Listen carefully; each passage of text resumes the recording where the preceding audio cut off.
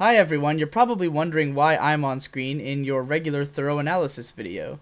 Well, that's because I've been trying to upload a video for Applebuck season for the past day, and Hasbro keeps taking it down, apparently because of their new Content ID match system.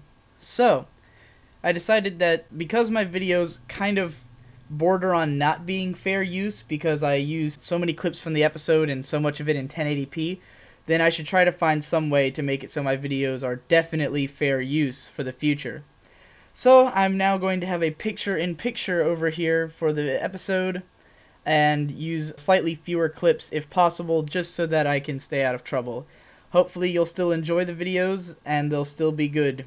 Griffon the Brush-Off is a fairly unpopular episode. Out of all the non-pony one-off characters in the show, I've probably seen less fan art and love for Gilda than any other character, which is understandable because Gilda's a total bitch. Griffons as a general race are more popular as an idea than Gilda is as a character, but even then, not so much that they feel like a big part of the pony world. Besides the fact that Gilda's a bitch, it's also an early episode, meaning that it comes with the usual problems of early episodes, like the characters aren't fully realized, the show is not at the peak of its quality, etc. That said, I'd only seen this episode once before today, and upon rewatching it, I thought it was solid. I see the episode accused of being weak on a thematic level, since the lesson is basically, don't be a bitch or let people be a bitch to your friends.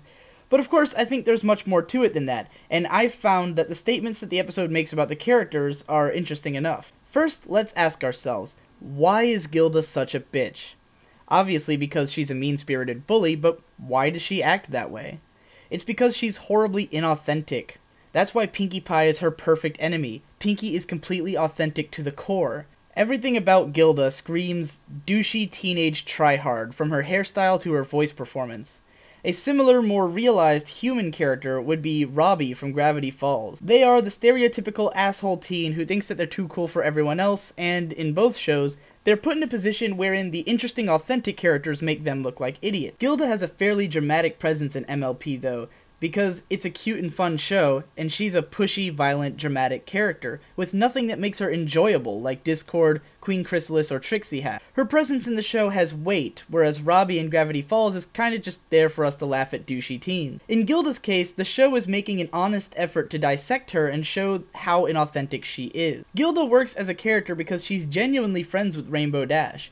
She doesn't hate ponies. She doesn't hate pranks. At the start of the episode, Dash even gets her to do something embarrassing, the Junior Speedsters chant, which she says she'd do only for you, Dash.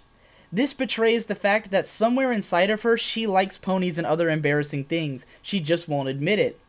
You could have a field day applying this to bronies versus haters, and I would find it completely boring because it actually applies to absolutely everyone. Gilda is, every time someone says, I don't play video games, I'm an adult, or, and this is a direct quote from one of my coworkers, a real man doesn't use a weak-ass PS3 controller, they use a 360 controller. It's a tough guy fabrication to make them look better and anyone who isn't them look worse.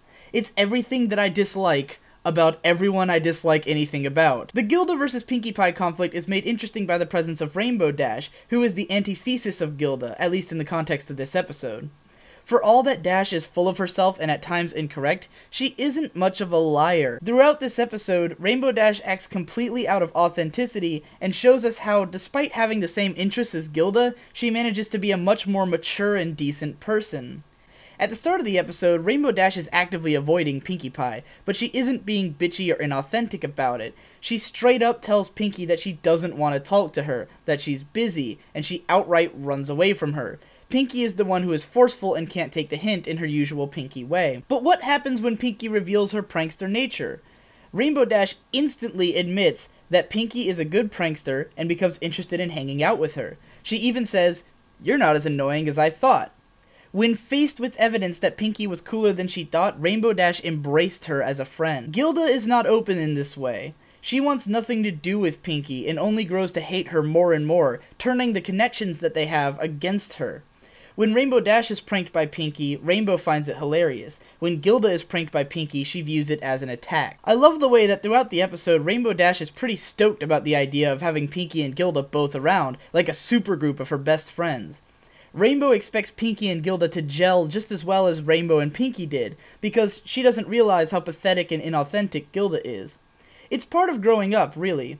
If Gilda never returns, having learned to be a better person, then it's actually kind of a dark way for the show to have her be a bitch to the end. Cause seriously, did you notice that no one learned anything in this episode? The closest thing to a lesson is Twilight realizing that she should have trusted Pinky's judgment, which is such a small part of the episode that it's barely ancillary to the main point. Pinky and Rainbow Dash learned that Gilda is a petty asshole, and Gilda learned nothing. The best it does is to teach kids that if you're inauthentic, you come off as a complete tool, which you do.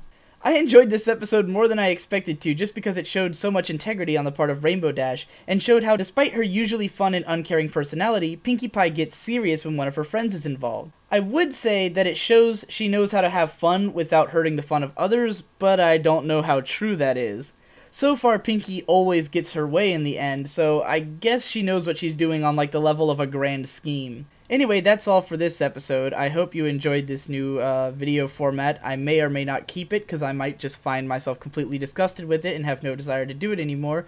But I'm going to keep experimenting until I find a way to not get my videos taken off of YouTube.